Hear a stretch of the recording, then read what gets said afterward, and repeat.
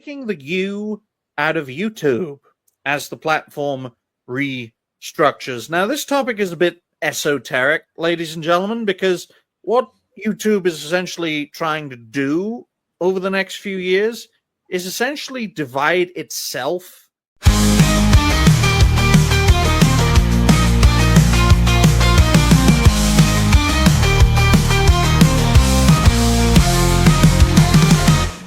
On a corporate level into three. One is for creators, one is for corporate types like a Netflix or a Disney Plus, and the third is the bureaucratic element to run everything. It was something we were supposed to talk about on Monday but ran out of time. And what I find very interesting about this restructuring is that A, no one asked for it, B, it effectively divides YouTube into three different sections. And C, we all know where this is heading. Where it's heading is effectively the segregation of YouTube between the corporate aspects that will probably include some prominent content creators and the creative aspect for creators such as ourselves who are just starting out or who are up and coming or even established. And I think that will create a glass ceiling doing what we do on the YouTube platform, like a legitimate glass ceiling, where the only way you can really do well on this platform is to essentially become a corporate channel, like a channel or a publisher that you see for Disney Plus or Netflix. That's so. Imagine this as a Netflix show. We'd all be race swapped, ladies and gentlemen. Jose would be the only white person on the show. I can't, man. I would love to be race swapped, man. Oh my God! Like they might make me gay. Oh no! No, I can't wait till Dash has a Deborah Wilson VTuber avatar. Oh God! Haven't No you way. enough About of, the gender swaps. gender swapping from Sparkles? Don't. You know she's lurking and she will do something. And we'll all get an Slay will get an anime series from Adi Shankar. Oh my goodness, you've just burnt that. You've burnt an image of Deborah Wilson on Dash Attack's body in my head now. She's cute though. Oh no, it's not. Folks, it's absolutely terrifying. What a terrifying concept. It's so terrifying that I can't find the link to reinforce this topic. That's how terrifying it is. But how surprised are we really that YouTube is planning to restructure like this? It seems every major video platform is, for lack of a better term, institutionalizing themselves. And Jose can tell you a lot about, the Rumble clique, the Rumble cult that is emerging. He witnessed it firsthand. So, Jose, why don't you tell us a little bit about that weird experience you went through and buy me enough time to actually find this.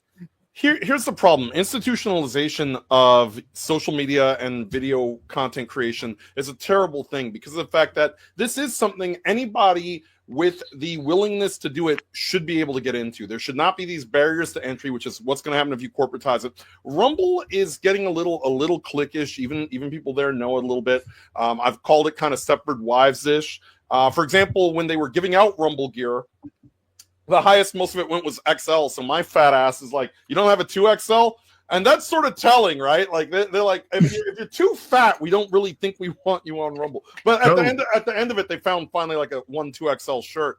But I stuck out like a sore thumb. I'm there in the Cancel's Podcast t-shirt because in my opinion, and it's no offense towards Rumble when I say this, but I think the priority, if you're a content creator, is to push your channel regardless of what platform you're on, is to push what you're trying to say, your message. So to me, first and foremost is wear the Cancel's Podcast shirt, not the Rumble shirt. And that's no disrespect to Rumble. I'm glad that they've created a platform that allows us to say some words we can't say on YouTube.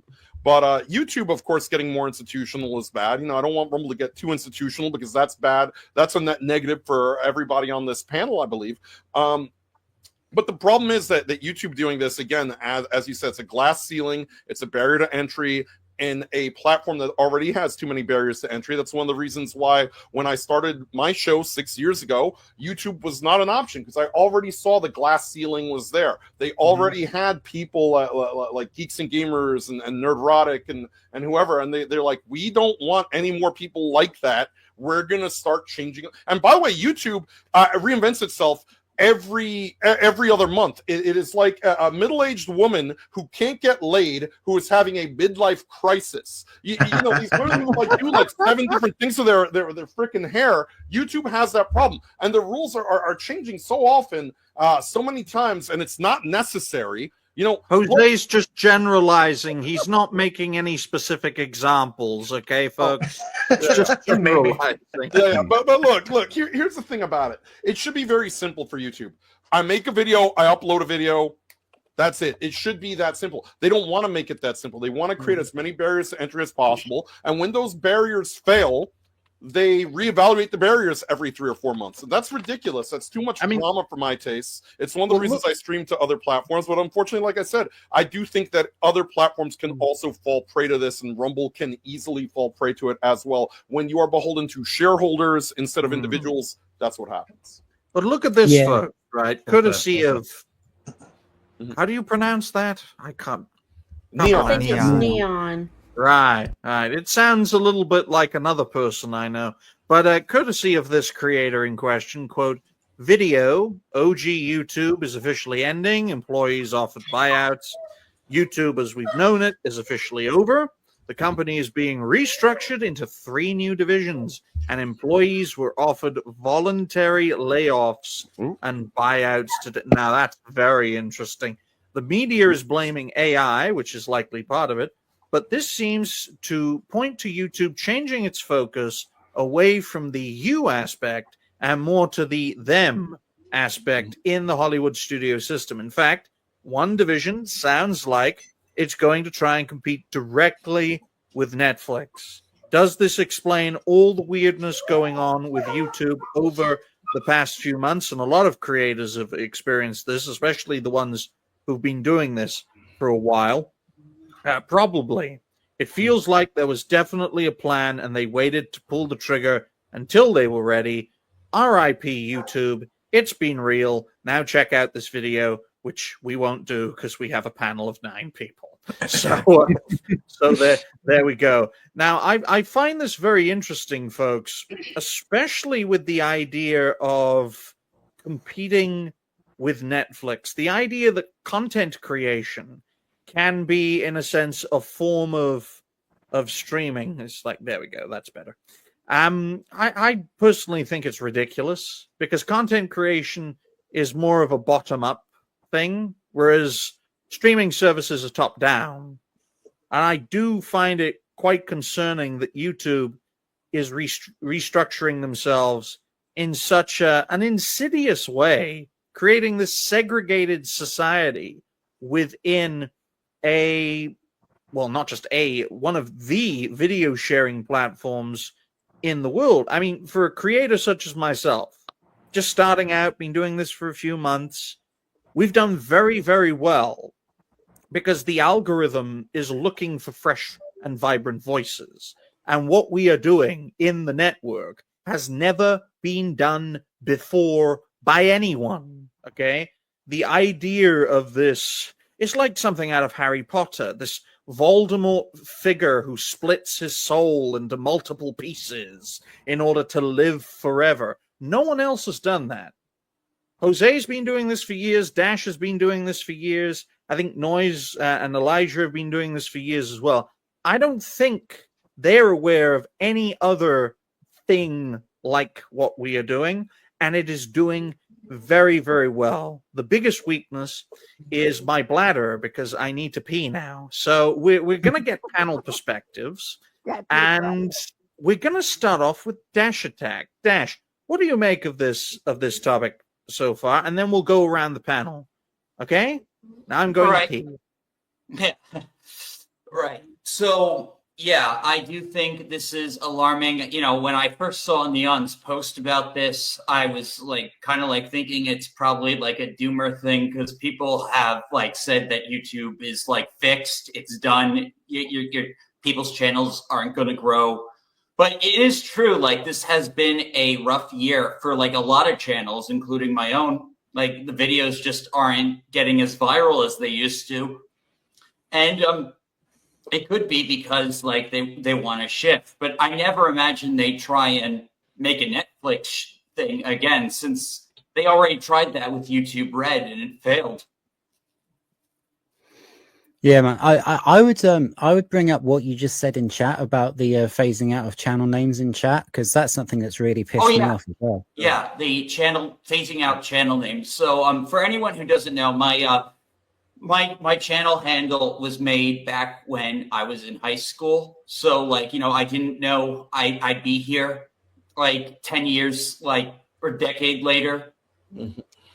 And so, like, yeah, it doesn't match. I actually did try changing it to be like Dash Attack, and that messed up the synchronization with some of the other programs I used to stream. So I had to change it back. And so, like, I think it's annoying. I mean, people should know, like, based on channel names, like, no one goes with the @ like, you know, I can tell who everyone is because most people do have channel names or handles that are close to their channel name. Like I see Noise in YouTube right now. But, yeah, I think it's a terrible change. It hasn't been affecting all channels lately, but it's been affecting mine a lot. Well, I'm back now, folks. I've just finished having a pee. Yeah, I was just talking about the fact that they're phasing out channel names in comments and replacing them with handles. Well, Dash, I'll tell you this right here, right now, right? Because I have the stats right up here to prove it with my channel in the first few months. In the first month of the network, folks, in September, we got 9,500 views, nearly 300 hours of watch time, and nearly 100 subscribers in a month. Why is a creator, which at the time I was between 60 to 160 subs at the time, why is a creator getting more viewership than a channels like Dash Attack, who is a well-known up-and-coming content creator who's done this for years, who makes lots of good videos, lots of good shows, and he gets half of that viewership in that month? Because he's not a black lesbian. You have